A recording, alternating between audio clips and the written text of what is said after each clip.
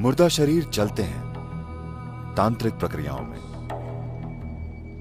जब कोई मरता है या जब किसी को डॉक्टर मृत घोषित करता है, वो पूरी तरह से मरा नहीं होता। 5 से 7 मिनट तक वो ऐसे बर्ताव करता है जैसे वो जिंदा हो और फिर मर जाता है, ऊर्जा खर्च कर देता है।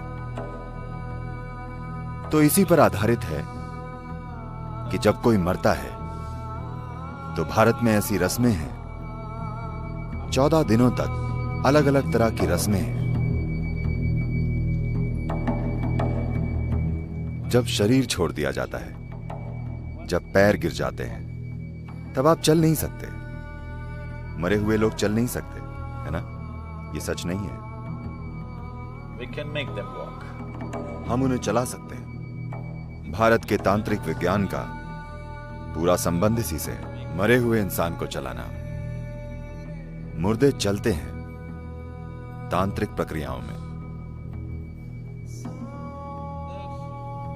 ऐसा कई बार हुआ है, लेकिन एक बार इतिहास में इसे रिकॉर्ड किया गया है। एक योगी थे, उनके जैसे कई हुए हैं और आज भी हैं। एक योगी थे जो ऐसे थे, उनकी उस चीज पर महारत थी जिसे सूर्य स्पर्श कहते हैं। इसका मतलब है स्पर्श। Okay. संपर्क, छूना, संपर्क या छूना। तो यह सूरज के स्पर्श की तरह है। योग का एक प्रकार है जिसे सूर्य स्पर्श कहते हैं। तो उन्होंने उस पर महारत पाई है। वे एक बोंग थे। बोंग मतलब एक बंगाली। तो वे वाराणसी में रहते थे और वे नियमित रूप से अपने गुरु के पास जाकर इसके अलग अलग चरण सीखते थे और इस पर चरण दर चरण महारत पा रहे थे। तो कई बार उन्होंने इसे सबके सामने प्रदर्शित किया कि अगर आप एक पक्षी लाएं, एक मरा हुआ पक्षी जिसे सभी ने जांचा हो कि वो वाकई मरा हुआ है, मरने का नाटक नहीं कर रहा है, एक वाकई मरा हुआ पक्षी, अगर वो पिछले 3 घंटों में मरा हो, वो सख्त हो गया। 3 घंटों में पक्षी सख्त हो जाते हैं। शरीर का कड़ापन पक्षियों में काफी जल्दी होता है मनुष्यों की तुलना में, क्योंकि एक पक्षी के शरीर का तापमान, पक्षियों के शरीर का तापमान मनुष्य के शरीर के तापमान से बहुत ज्यादा अधिक होता है। तो जिस तरह से ये ठंडा होता है और जैसे कड़ापन आता है, वो पक्षी के शरीर में कहीं जल्दी होता है मनुष्य की तुलना में। तो पक्षी के मरने के 3 घंटों के बाद अगर आप उसके पास पक्षी लाते थे एक साधारण मैग्नीफाइंग ग्लास से, वो भी सीधी धूप से नहीं, शीशे से आ रही धूप से, अगर आप बाहर खड़े हों और शीशे से धूप अंदर भेजें, उस प्रकाश का मैग्नीफाइंग कांच द्वारा इस्तेमाल करके वे पक्षी को जिंदा कर देते थे। वो बोलता था, उठ बैठता था, चलता था और उड़ता था। वो कुछ देर आसपास उड़ता था और फिर से गिरकर मर जाता था। तो लोगों ने पूछा, आप इसको जीवित क्यों नहीं कर सकते? उसने कहा, मैं इतना ही जानता हूं, मेरे गुरु ऐसा कर सकते हैं। मैं अभी सीख रहा हूं, लेकिन वे अब तक लगभग 70 साल के हो चुके थे। तो उनका दुर्भाग्य था। ऐसा हुआ कि एक 7 साल का लड़का, एक वहीं के इस्लामी कब्जा हो चुका था, एक मुस्लिम राजा का बेटा जो 7 साल का था, किसी अनजान बीमारी से मर गया। तो उन्होंने उस आदमी के बारे में सुना था जो पक्षियों को जिंदा कर देता था। वे उसके पास आए और बोले, Come and try, and our king's son. आओ और हमारे राजा के बेटे पर आजमाओ। एक चीज थी कि वे अपने देवता की मौजूदगी के बाहर कभी ये कोशिश नहीं करते थे। उनके पास एक छोटे देवता और एक मंदिर था। मंदिर के बाहर वे ऐसी चीजें कभी नहीं करते थे। वे उसे सिर्फ मंदिर में ही करते थे। वे बोले, मैं अपने देवता की नजरों से दूर कभी ऐसी चीज नहीं करूंगा। उन लोगों के लिए देवता की कोई कीमत नहीं थी। उनके हिसाब से यह मूर्ति पूजा है। वो एक ऊर्जा रूप है जो उन्होंने बनाया था और उसके साथ वे काम करते थे। वे बोले, अरे ये देवता, हम इसे ले जाएंगे, हम इसे महल ले जाएंगे। उन्होंने कहा, नहीं नहीं, इन्हें आप हिला नहीं सकते। वे बोले, हिला सकते हैं, और देवता को उठा लिया। फिर रोने लगे, ऐसा मत करो। जब उन्होंने देवता को उठाया और जब उन्हें खींचने लगे, तब योगी बोले, मैं नहीं आऊंगा, मैं ऐसा नहीं करूंगा, मैं ये नहीं करूंगा। वे तब गुस्सा हो गए जब वे लोग देवता को उठाकर खिलौने की तरह बाहर ले जाने लगे। वे बोले, मैं आपके राजा के बेटे को जिंदा नहीं कर सकता। अगर मुझे आता भी होता, मुझे नहीं आता, लेकिन मुझे आता होता तब भी मैं नहीं करता। तब वे उन्हें बालों से खींचते हुए राजा के पास ले गए और वे बोले, मैं ये नहीं करूंगा। तो उन्होंने उनके वहीं टुकड़े कर दिए। और जब ये सब कुछ हो रहा था, तब उन्होंने देवता को गिरा दिया और वो टूट गया। और उनके कुछ शिष्य थे जिन्हें वे सिखा रहे थे, वे सब उन्हीं के साथ खत्म हो गया। लेकिन इसे स्पष्ट रूप से रिकॉर्ड किया गया है बहुत जिम्मेदार लोगों के द्वारा कि वाकई कई बार उन्होंने ऐसा किया कि वे एक मरे हुए पक्षी को जो 3 घंटों से ज्यादा पहले मर चुका है, उसे वाकई खड़ा कर देते हैं और वो उड़ने लगता है काफी लंबे समय तक, यानी 1 घंटे से ज्यादा तक। और वे बार बार कहते थे कि मेरे गुरु इस पक्षी को जिंदा कर सकते हैं, इसे पूरी जिंदगी दे सकते हैं, वो जितना भी समय हो। और मेरे गुरु इंसान के साथ भी ऐसा कर सकते हैं। ऐसे बहुत से योगी हुए हैं। दक्षिण भारत में एक और योगी थे। So usually they don't… This is a kind of a fringe yogi, this bird yogi. This is a fringe yogi, this is not the mainstream. वे मुख्य धारा के योगी नहीं थे, ये एक मुख्य धारा के योगी थे। तो लोग उनके पास आशीर्वाद के लिए आते थे और उनके आसपास चीजें होती थी। वे कर्नाटका में रहते थे, दक्षिणी पश्चिमी कर्नाटका में, या दक्षिणी कुलेकाल के पास कहीं। और लोग उनके पास इकट्ठा होते थे। एक बार ऐसा हुआ, एक युवा लड़का मर गया। माता पिता उसे लेकर आए और बुरी तरह रोने लगे। तो उन्होंने उनकी हालत देखी और उन्हें शायद ये पता चला कि इस लड़के का मरना शायद जरूरी नहीं था, ये किसी हद तक एक दुर्घटना है। तो उन्होंने अपनी उंगली डुबाई। उनके पास एक ऐसा दिया था। ये आमतौर पर होता है, कोई भी योगी जो ऐसी प्रक्रियाएं करते हैं, उनके पास एक दिया होता है, तेल का दिया। तो उन्होंने तेल में अपनी उंगली डुबाई और उसे मरे हुए लड़के के मुंह में डाला, मरे हुए लड़के के मुंह में।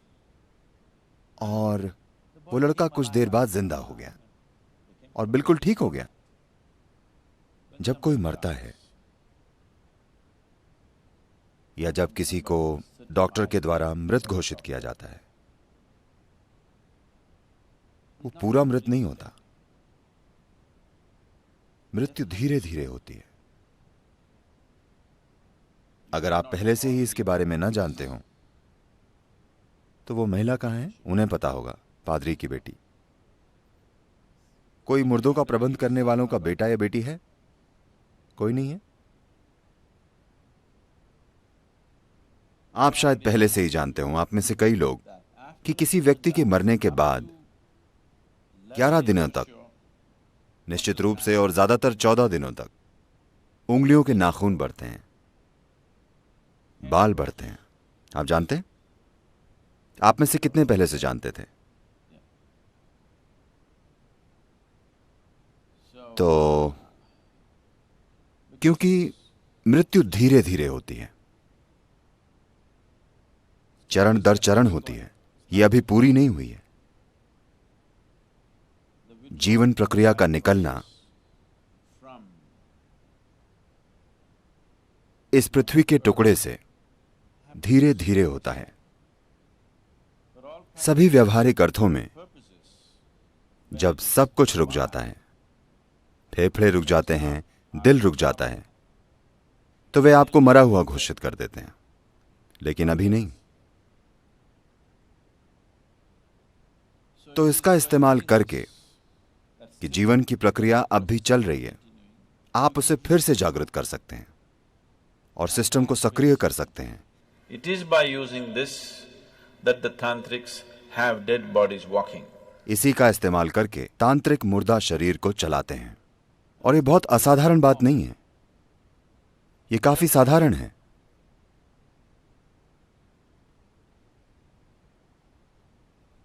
और कभी कभी वे इस पर काम कर रहे होते हैं जब दाह संस्कार चल रहा होता है। ऐसा कई बार हुआ है, मैंने खुद नहीं देखा, पर मैं ऐसे लोगों को जानता हूं जिनके पास झूठ बोलने की कोई वजह नहीं है और वे झूठ नहीं बोलेंगे। ऐसे लोग, उन्होंने वाकई एक जलते हुए शरीर को उठकर चलते हुए देखा है। वे उसे आग लगाते हैं, शरीर जल रहा होता है, पर वो उठकर चलता है, क्योंकि उस पल में जब शरीर बाहर से जलने लगता है तब जीवन की प्रक्रिया सिकुड़ जाती है। और कुछ ऐसे स्थान होते हैं जहां जीवन उस पल ज्यादा तीव्रता से घटित होता है। वे उसका इस्तेमाल करके सिस्टम को इस तरह जगा देते हैं कि वो अचानक उठकर चलने लगता है। 5 से 7 मिनट तक वो ऐसे बर्ताव करता है जैसे वो जिंदा हो, और फिर मर जाता है, ऊर्जा खर्च कर देता है। तो ये इसी पर आधारित है कि जब कोई मरता है तो भारत में ऐसी रस्में हैं, 14 दिनों तक अलग अलग तरह की रस्में हैं, और दुर्भाग्य से काफी हद तक इन रस्मों के पीछे का ज्ञान, इनके पीछे की शक्ति खो गई है और लोग बस चीजें कर रहे हैं। जीवन चलाने के लिए वो ये करते हैं, या बस ऐसा किया जाता है इसलिए वे करते हैं। बहुत कम लोग वाकई समझते हैं कि इसका महत्व क्या है, क्योंकि जीवन ऊर्जाएं धीरे धीरे जाती हैं। वे इसमें इतना गहरी चली गई हैं, शरीर की हर कोशिका में। वे बस पुफ से नहीं चली जाती। व्यावहारिक रूप से शायद व्यक्ति मर जाए, लेकिन पूरी तरह से नहीं मरता, वो धीरे धीरे मरता है। तो हम इस प्रक्रिया को तेज करना चाहते हैं। हम नहीं चाहते कि कोई धीरे धीरे मरे।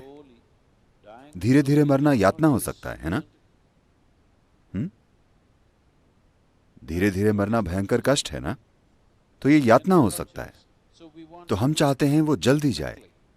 उसके मरने के बाद सबसे पहली चीज है पैरों के अंगूठों को बांधना। क्या आप अब भी ऐसा करते हैं या नहीं?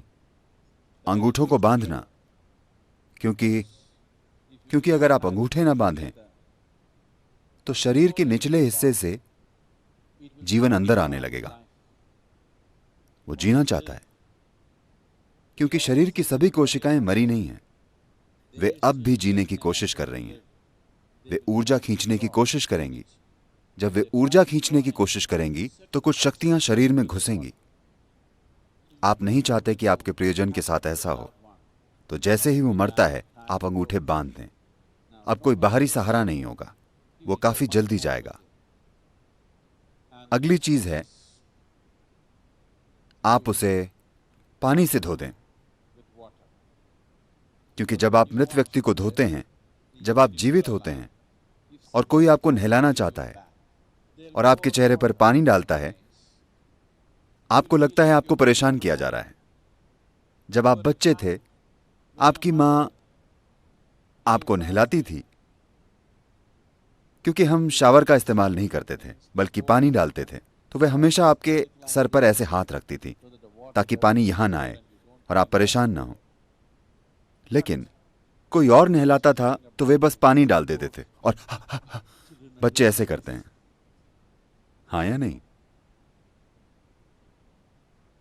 तो अगर आप बस चेहरे पर पानी डालें तो ये मृत व्यक्ति पानी से परेशान हो जाता है।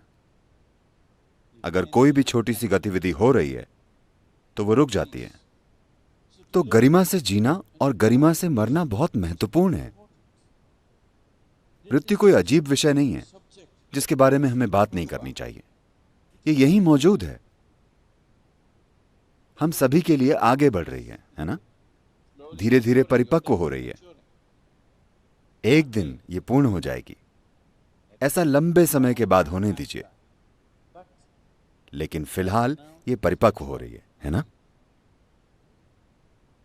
तो अगर आप जीवन को अच्छे से समझते हैं, बिल्कुल अच्छे से, तो आप शरीर से इस तरह से बाहर निकल सकते हैं कि आप पूरी तरह से बाहर आ जाएं, आप सब कुछ इकट्ठा करके चले जाएं।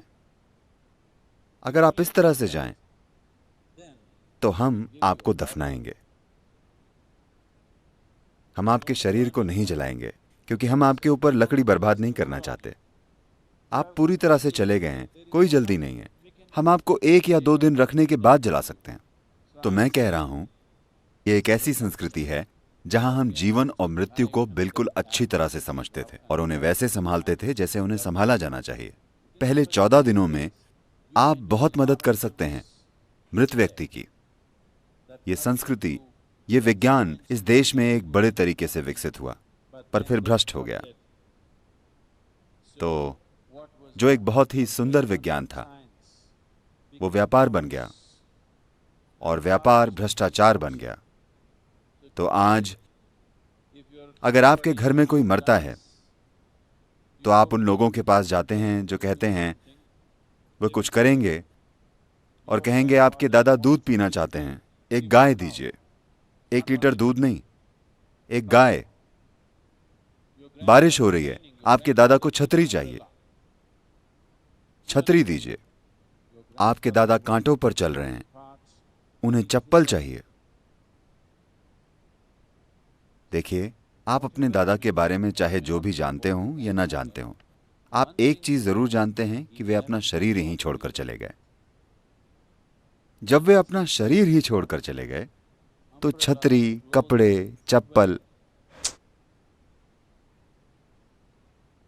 ये ठीक नहीं है, हाँ? लेकिन दुर्भाग्य से ऐसा हो गया है। तो हम फिलहाल एक प्रक्रिया के द्वारा लोगों को ट्रेनिंग दे रहे हैं ताकि वे इस तरह की सेवाएं दे सकें। लेकिन आपको कभी भी इसे अपना काम नहीं बनाना चाहिए, बस एक सेवा की तरह। अगर आप भेंट करना चाहते हैं तो हम आपको ये चीजें करने की ट्रेनिंग दे सकते हैं, बिल्कुल ठीक से। ये बहुत ही महत्वपूर्ण चीज है जीवन में। ये एक बहुत ही महत्वपूर्ण पहलू है। जब कोई अपना शरीर खो देता है तो पूरी तरह से लाचार हो जाता है। उसे मदद चाहिए और उसकी मदद की जा सकती है, लेकिन अशुद्ध और भ्रष्ट हाथों से नहीं। कोई इंसान जो परवाह करता हो, कोई इंसान जिसमें इसकी जरूरी समझ हो। अगर आप ऐसी चीजों से गुजरना चाहते हैं, ऐसी ट्रेनिंग से, तो ये उपलब्ध है। हम अपने खुद के दाह संस्कार स्थान भी शुरू करने वाले हैं।